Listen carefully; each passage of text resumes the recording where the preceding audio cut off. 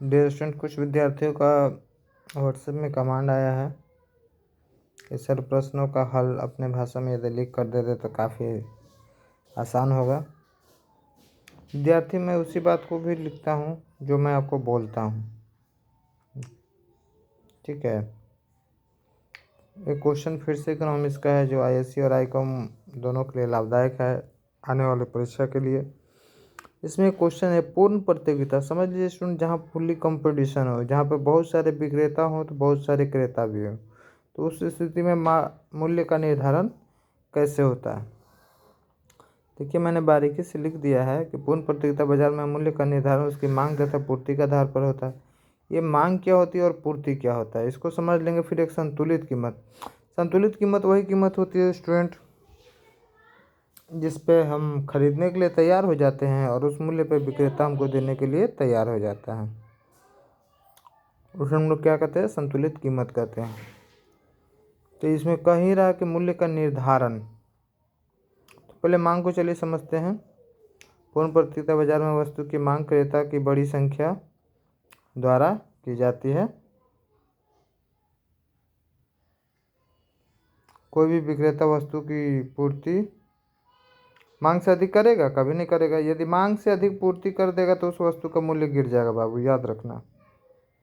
इसलिए जितना बाजार में मांग हो उतने ही आधार पर वो पूर्ति करता है ताकि उसका मूल्य में कोई परिवर्तन प्रभाव ना डाले, ठीक है।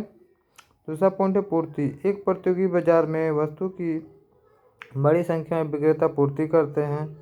पूर्ति के नियम को निर्देशन प्राप्त करते हैं जिससे वो अधिक कीमत पर अधिक वस्तु की पूर्ति कर सके। अब देखिए, संतुलित कीमत क्या होता है। संतुलित कीमत वही कीमत होता है, मान लेते हैं आप किसी वस्तु को दुकानदार से खरीदने गए, उसने 400 रुपया बोला, आपने 350 बोला, फिर हमने 350 पर बोला, अर्थात उसी चीज़ पर हम अड़े रह गए 350 पर। विक्रेता देने के लिए तैयार नहीं है। अंत में उसने बोला 380 पे मैं आपको ये सामान दे दूंगा, आपने बोला लास्ट में 370 दूंगा। तो एक ऐसा मूल्य निकल के आया जिस पर विक्रेता देने के लिए तैयार हो गया और आप खरीदने के लिए तैयार हो गए।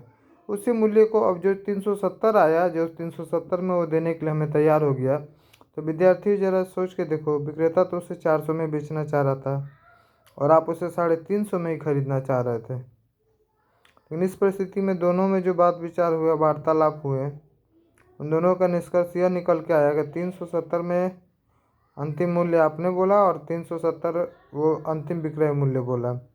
उस मूल्य पे आप खरीदने के लिए तैयार हो गए और विक्रेता देने के लिए तैयार हो गया। उसे हम लोग क्या कहते हैं, संतुलित कीमत। देखिए, वही भाषा को मैं लिखा हूँ कि क्रेता किसी भी वस्तु को अधिक मूल्य पर खरीदना नहीं चाहता है जबकि विक्रेता उस वस्तु को अधिक मूल्य पर बेचना चाहता है। इन दोनों में एक कीमत निकल कर आती है जिसे विक्रेता खरीदने के लिए तैयार हो जाता है और विक्रेता उस मूल्य पर बेचने के लिए तैयार हो जाता है। उससे हम संतुलित कीमत के नाम से जानते हैं। तो कंपटीशन के बाजार में मूल्य कैसे तैयार होता है समझ गए होंगे आप लोग, मांग और पूर्ति पर, ठीक है।